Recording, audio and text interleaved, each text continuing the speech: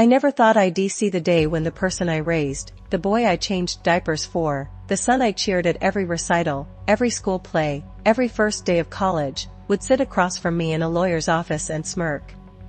His words were clear, cruel, and precise. $33 million is mine. You are nothing, Mom. Really? No need for you, huh? I froze. My hand, gripping the edge of the polished wooden table, trembled ever so slightly. Was this real? Could this really be the person I had spent decades raising? The boy who once cried when I left for a business trip, who clung to me in fear of thunderstorms, had now turned into a man who treated me like I was air, completely dispensable. The lawyer cleared his throat, flipping through papers like he had not heard a thing. I did not need him. I only needed to look at my son. Daniel. My son, Daniel. That smirk. That arrogance. That, entirely unearned confidence. I leaned back in my chair, letting the words echo in my mind. You are nothing. The phrase circled my brain. Every sacrifice, every sleepless night, every meal I skipped to make sure he had everything he needed, it all flashed before me. And yet, here he was, dismissing me with a flick of his wrist and a smirk. I remembered the nights I stayed up worrying about his future. The hours I spent tutoring him, comforting him when he failed tests, even calling every friend, teacher, or counselor I could think of to protect him from the smallest injustice. And this moment, was supposed to be my reward? A slap in the face? I forced myself to breathe, to slow the rapid beat of my heart. I had to appear calm. Composed. Rational. But inside, a storm was building. I asked myself, was it my fault? Had I done something wrong? Had I raised him incorrectly? Then the question struck me harder, or was he always like this, and I just never saw it? The lawyer spoke again, his voice neutral. You understand, Mrs. Clark, that legally, the funds are structured in such a way. I tuned him out. I was not there for the legalities yet. I was there to understand the son sitting before me. How had this boy, my boy, turned into a man capable of such cold dismissal? I forced my eyes onto his. Daniel, I said softly, almost a whisper, do you really mean that? His smirk widened, as if my question amused him. I told you, Mom. $33 million is mine. I worked for this, I earned it, and, well, you did not. So, what do you expect me to say? Thanks for existing? A shiver has run down my spine. His words were calculated, sharp, and deliberate. He wanted to hurt me. And he succeeded. I wanted to cry. I wanted to scream. I wanted to shake him and say, do you know what I have done for you? Do you know what it cost me to give you the life you have? But I did not. Because in that moment, I realized something important. Anger would make me weak. Hurt would make me predictable. If I reacted, he would win. And I did not intend to let him win. Instead, I leaned back, crossing my arms, and studied him. Who is this person really? Is this arrogance, or is it fear disguised as cruelty? I remembered the times he had cried when he lost a game, when his friends abandoned him, when life did not bend to his whims. He was human once. Somewhere under that smirk, under that self-righteous glare, he was still human. I had to find it. The room grew silent. Only the ticking of the old clock on the wall reminded me that time was moving, that decisions were being made. I could feel my pulse in my ears, a reminder that I was still alive, still capable, still calculating. I asked myself a question then, one that would shape the days to come. What would you do if the person you trusted most dismissed you like air? Would you let it happen, or would you fight back? I did not know the answer yet, but I knew one thing, I was not finished. Not by a long shot. After the initial shock, I left the lawyer's office without another word. Daniel did not follow. He did not care. He was already planning his victory lap in his mind, I could tell. And that smugness, that unearned confidence, it would be his undoing. That night, I sat alone in my room, staring at the ceiling. My mind replayed every detail of the encounter. Every flicker of his smirk. Every casual dismissal. Every word that cut deeper than a knife. I whispered into the darkness, almost rhetorically, how could this be my son? And then I asked the most dangerous question of all, if I were to strike back, how would I do it without revealing my hand too soon? I went to sleep with that question burning in my mind, not knowing that by morning, I would have the first piece of a plan. A quiet, deliberate plan. One that would change everything. Because, as I realized in the quiet of my room, just as he thought he had all the power, he had underestimated me. He had forgotten that mothers are patient. Calculating. Dangerous when crossed. And he had just given me a reason to remind him. I spent the night awake, staring at the darkened ceiling, the words "you are nothing" echoing in my mind like a drumbeat I could not escape.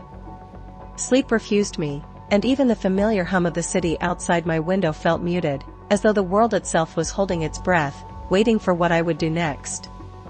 By morning, I had made a decision. I would not react in the heat of anger. I would not confront Daniel immediately.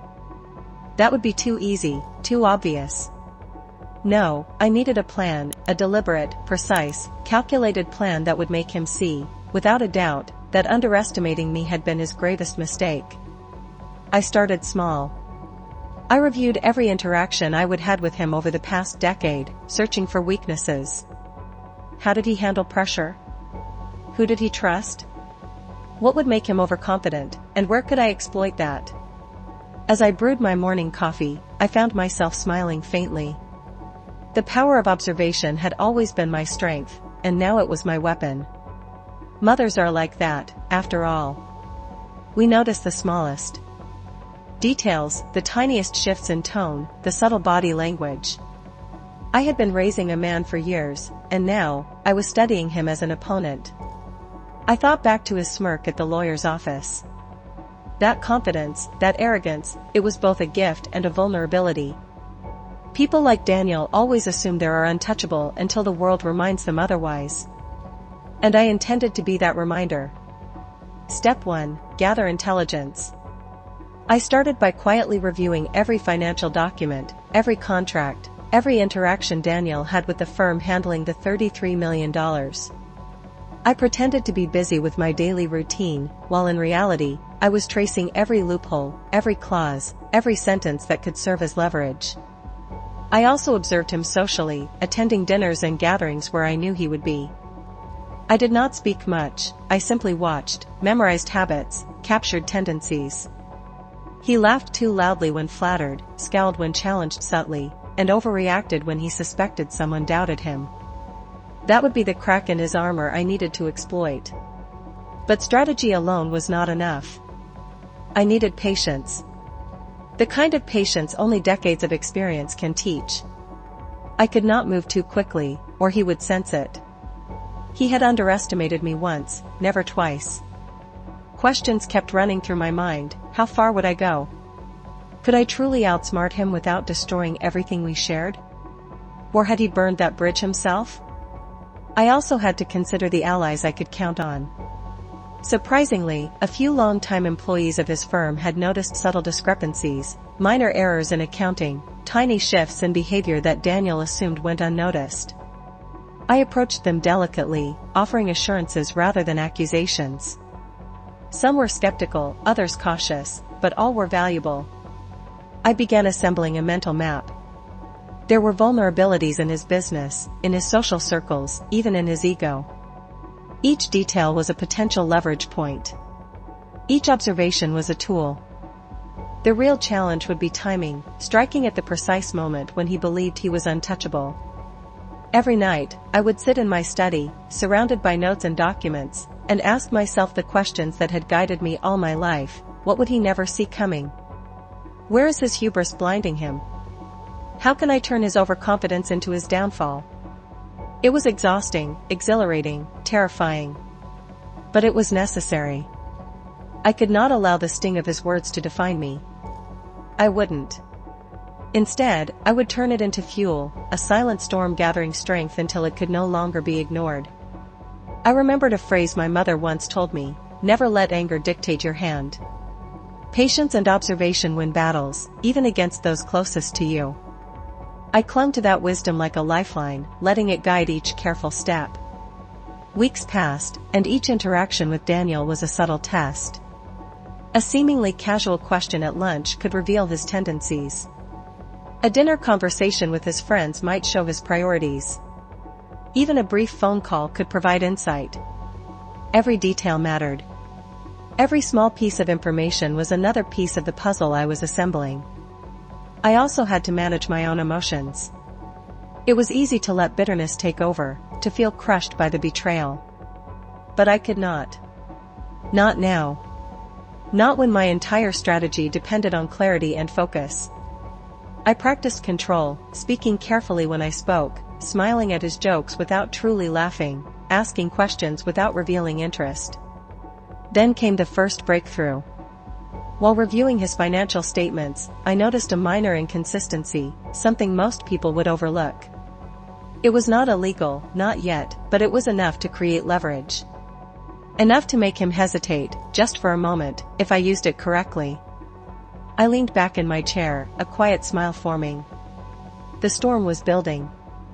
He would never see it coming, not until it hit. And when it did, he would remember. But even as I plotted, I kept asking myself the same question, almost aloud: do I want revenge, or do I want justice? The line was thin, blurry, and dangerous. One misstep could turn triumph into regret. But I was committed. I had crossed the threshold. Once a mother decides to fight for what is rightfully hers, there is no turning back. By the time evening rolled around, I had a plan in motion. Small moves, subtle manipulations, careful positioning. Every action was calculated, every word measured. Daniel's arrogance would be his undoing, and I would be there, silent and patient, waiting for the moment to act. I paused at my window, looking out over the city lights, imagining the coming days. The tension, the confrontations, the subtle power plays. It was like a game of chess, but higher stakes, far higher. And for the first time in weeks, I felt a sense of control. I whispered to myself, almost in a vow: he may have smirked at me in that office, but he has not seen the last of me. Not even close. And with that thought, I turned back to my notes, my plans, my maps of his vulnerabilities. The storm had begun, and I would make sure it left no part of his arrogance intact. The days following my silent preparations felt surreal.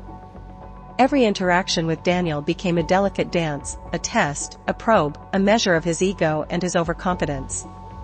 I observed him, not as a mother, but as a strategist. I had to understand him completely before making any move. One wrong step, one visible intention, and the advantage would vanish. It started with casual conversations. At breakfast, I asked about his latest business ventures. He smiled, leaning back, thinking he had the upper hand. "Everything's under control," he said, a faint smirk tugging at the corner of his lips. That smirk, the one that had haunted me at the lawyer's office, revealed so much. Confidence. Hubris. Blindness to subtle cues. I kept my voice neutral, almost teasing. "Control, you say? Are you sure nothing could go wrong? I hear the market is unpredictable these days." He laughed, brushing off my words. "Mom, I have it all handled. Honestly, you worry too much." Ah, the classic arrogance of someone who believes they are untouchable. I noted it quietly in my mental ledger. That overconfidence would be crucial later. The next probe came during a family gathering. Daniel's friends were present, laughing, boasting, drinking wine. I asked a seemingly innocent question about an upcoming investment deal. He answered quickly, casually, leaving gaps and hints that I had been waiting for. There it is. Every small oversight, every careless detail, was a window into his vulnerabilities. It was subtle, almost imperceptible to anyone else, but I saw it. That is the advantage of observing without being noticed. A mother who has watched her child grow from birth can detect hesitation, deception, and overconfidence in an instant. I also tested his reactions to pressure. I asked indirect questions about legal obligations, about contract clauses, about liabilities. He dodged, deflected, and smiled too widely when he thought he had answered convincingly. His ego, his desire to appear untouchable, would be his weakness. I made mental notes of each deflection, each momentary slip. At night, I recorded everything. Not literally, I did not need a camera or tape. My memory was sharp, trained by decades of paying attention to details. Every conversation, every reaction, every smirk was catalogued. Each piece was part of a map I was building, a map that would guide me when the time came to act. But the most significant breakthrough did not come from his business dealings. It came from observing his personal life. Daniel had a network of people around him, friends, colleagues, even a few employees, who subtly influenced his decisions. I had to understand the ISE relationships, who he trusted implicitly and who he underestimated. One afternoon, I met with an old family friend, someone who had quietly kept tabs on him over the years. I framed the conversation innocently, asking about his habits, his tendencies, his vulnerabilities. The friend spoke freely, unaware that I was piecing together a strategy that would exploit every blind spot. Then came the subtle test of loyalty. I posed questions that seemed innocuous, almost conversational, but were designed to reveal alliances and weaknesses. Who would hesitate? Who would overcommit? Who would betray him first? It was during one of the ISE tests that I realized something crucial. Daniel's arrogance was not limited to his business acumen. It bled into his personal life, clouding judgment, blinding him to warnings, making him overconfident even in areas he should not be. I began experimenting with psychological nudges. A question here, a comment there, designed to make him underestimate me while revealing his true tendencies. He laughed at my subtle provocations, unaware that each word I spoke was a probe, a way to map his reactions and anticipate his moves. Ethan, my grandson, became an unexpected ally. His observations, his quiet comments, revealed truths Daniel would never admit to anyone else. I listened carefully, piecing together what my eyes alone could not detect. The boy had a keen sense of human behavior, much like I did. Together, though silently, we created a dual layer of intelligence, one I could act on, one I could shield. By the end of the week, I had enough data to see a pattern. Daniel had blind spots in timing, overconfidence in certain decisions, and predictable reactions to stress. All of the issues would become tools for me. The question now was when to act, and how. I spent evenings imagining scenarios. Confronting him directly would be reckless, but indirect actions, manipulating circumstances, guiding him into mistakes, allowing his arrogance to trap him, could deliver the maximum impact. I sketched out strategies mentally, rehearsed conversations in my head, and anticipated every possible reaction. Yet, even as I planned, I questioned myself constantly. Am I crossing a line? Am I becoming the person I swore I would never be? Each time, I reminded myself of his words in the lawyer's office, his smirk, the utter disrespect. "You are nothing," he had said. And that statement would not go unanswered. Then, the opportunity appeared, unexpected, almost accidental. A financial review meeting had been scheduled, Daniel unaware that I had quietly arranged for certain oversight measures to be reviewed in his absence. This would expose one of his minor errors, a discrepancy too small for him to notice but large enough to show negligence to anyone observing objectively. I watched from the sidelines, a calm observer. He laughed, boasted, and dismissed minor concerns. And I smiled inwardly. The first real crack in the armor had appeared. That night, I sat down with my journal and reflected. Each action had been calculated.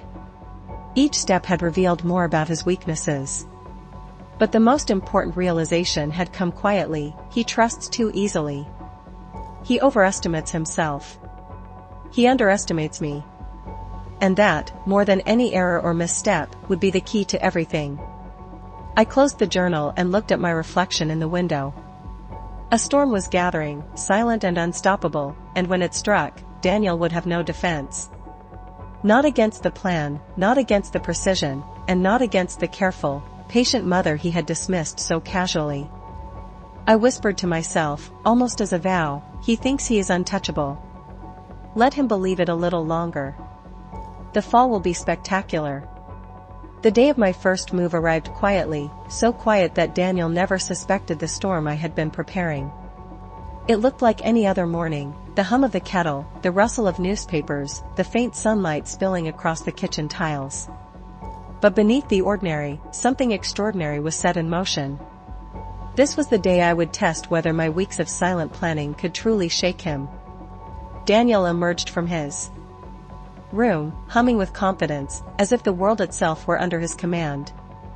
That smugness, so casual, so rehearsed, only confirmed what I already knew. He believed he was untouchable.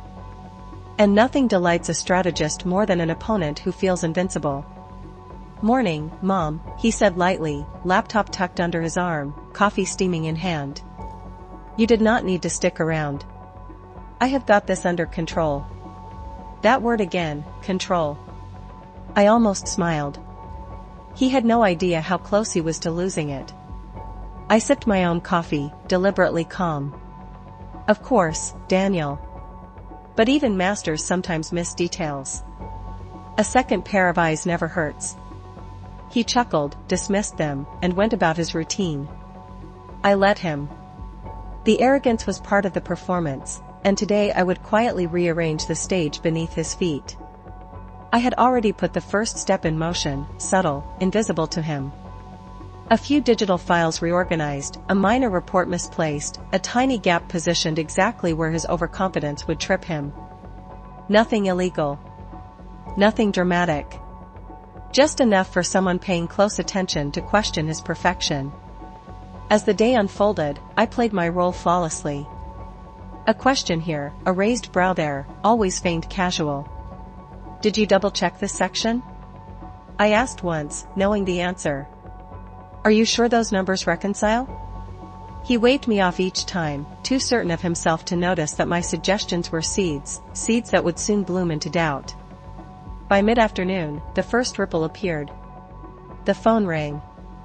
A client's voice cut through the air, sharp with confusion. An invoice had been misfiled.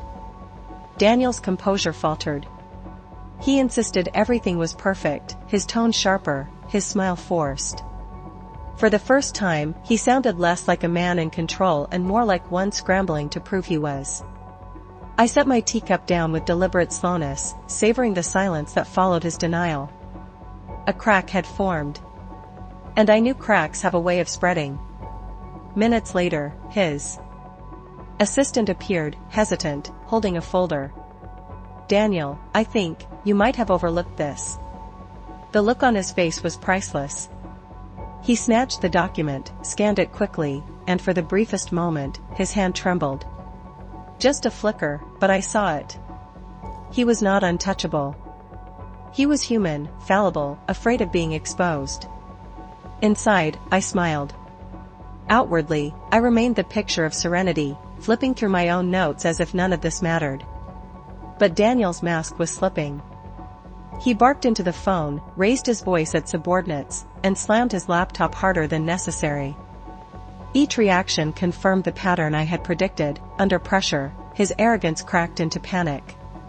Unexpectedly, Melissa wandered in, drawn by the rising tension. Her eyes darted between Daniel's flushed face and my calm composure.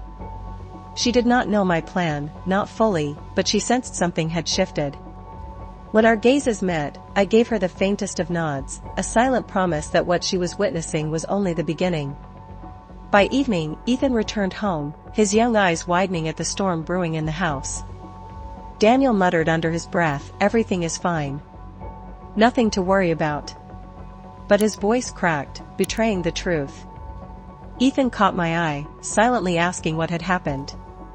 I placed a reassuring hand on his shoulder.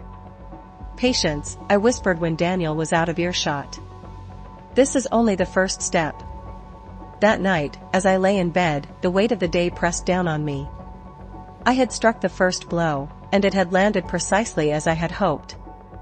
I had revealed his vulnerability without exposing myself. Still, questions haunted me. Had I moved too soon? Had I shown too much of my hand? The thrill of control was intoxicating, but I could not afford recklessness. In my study, I reviewed my meticulous notes, his reactions, his slips, his temper. They confirmed everything I had foreseen. But they also warned me, Daniel was unpredictable when cornered. The next move would have to be sharper, cleaner, timed with surgical precision. As the city lights flickered beyond the window, I whispered into the dark, he thinks he is untouchable. Let him keep thinking that. The fall will be devastating. The first strike had been delayed. Tomorrow, the second day will begin. The morning carried a strange weight, heavier than usual, as though the house itself sensed what I was about to do. To Daniel, it was just another day of meetings and numbers. To me, it was the second step in dismantling the armor he thought was unbreakable. I sat at the kitchen table, newspaper open, eyes flicking between meaningless words and Daniel's every movement. My pulse quickened, not from fear, but from anticipation. The first strike had rattled him. Today, I would exploit the cracks. Ethan was already at the table, pencil scratching across his workbook, though I knew he was listening more than studying. His glance at me was quick but knowing. He was part of this, whether Daniel realized it or not. Patience was our pact, silence our weapon. Daniel entered, shoulders stiff, his usual swagger dulled by yesterday's stumbles. For the first time in years, hesitation clouded his eyes. Subtle, almost invisible, but I caught it. The hesitation was the opening move in a chain of mistakes, and mistakes were exactly what I wanted. Mom, he said, trying for casual, though his tone wavered, you checked the Jackson account, right? Everything is fine? I smiled lightly, folding my newspaper. It looked fine. But sometimes even the smallest oversight can have unexpected consequences. A muscle in his jaw twitched. Just one sentence, and I had planted doubt. From that moment on, he would begin questioning himself. And once a man like Daniel doubted, he spiraled. The day became a careful game of nudges. I shifted a formula in one spreadsheet, a small adjustment that threw his numbers off just enough to raise questions. Later, I mentioned a meeting that did not exist, watching him scramble to recall what he had forgotten. Each time, he brushed it off with forced composure. But I saw the truth, his confidence was splintering. By midday, the pressure was no longer invisible. His assistant knocked on the study door, voice timid. Sir, there is a discrepancy in the Smith files. It isn't balancing. Daniel's color drained. He snatched the papers, flipping through them with growing panic. From the kitchen, I watched calmly, tea in hand, as though none of it concerned me. Every frantic gesture, every muttered curse, was another entry in my mental ledger. Finally, he turned to me, suspicion in his eyes. Mom, you did not move anything, did you? I tilted my head, feigning confusion. Move anything? No, Daniel. Maybe the files simply misplaced themselves. Or perhaps the numbers are misbehaving. His exhale was sharp, almost desperate. He raked a hand through his hair, a Tel ID catalogued long ago, frustration edged with fear. Perfect. The escalation was working. Throughout the afternoon, I kept layering the pressure. A reminder here, a question there. Nothing overt, nothing obvious. Just enough to make him doubt his memory, his system, his control. By evening, Ethan whispered to me in the kitchen, eyes wide. Grandma, he is sweating. I smiled faintly. Good. Let him sweat. Vulnerability is the soil where truth grows. But the day was not without complication. Melissa came home earlier than expected, her sharp eyes catching fragments of the tension. She heard enough of my careful manipulations to know something was happening, though not enough to understand it. She cornered me quietly, her voice low. Mom, are you sure this isn't too much? Daniel seems off. I leaned closer, meeting her gaze. Melissa, sometimes force isn't the answer. Sometimes the only way to teach a man blinded by pride is to let him trip on his own arrogance. She hesitated, torn between worry and trust. In the end, she nodded, though doubt lingered in her eyes. That doubt made her dangerous. If she interfered at the wrong time, the entire strategy could collapse. Night fell, and I sat in my study reviewing every detail of the past 48 hours. Daniel was unraveling faster than I had anticipated.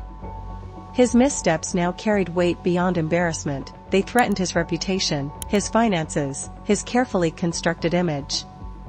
And I was ensuring that every slip left a mark. The turning point came when I intercepted a call meant for him. He had not noticed, too distracted, too dependent on my presence. The voice on the other end pointed out a discrepancy in one of his investments, something Daniel had missed entirely. I recorded it quietly. Proof. Not just of his fallibility, but of his blindness. Later, Ethan approached me again, his tone more serious this time. "Grandma, how long until it all comes out?" I placed a hand on his shoulder, steady but firm. "Timing is everything. One strike too soon, and he recovers. One strike too late, and we lose the advantage. We move when he is weakest, not before." He nodded, though the weight of patience pressed heavily on him. I understood. It pressed on me too. That night, lying in bed, I stared at the ceiling, letting the day replay in my mind. The cracks were spreading. Daniel's composure was breaking. Melissa's suspicion was growing. And Ethan's loyalty was sharpening. The pieces were shifting into place. But this was no longer just about subtle manipulations or small victories. This was the escalation, the stage where minor cracks widen into fissures, and fissures collapse into ruins. As the moonlight spilled across the floor, I whispered into the darkness, "Patience.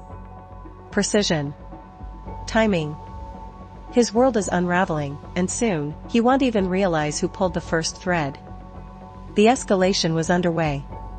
And nothing, neither pride, nor arrogance, nor denial, would stop the fall that was coming.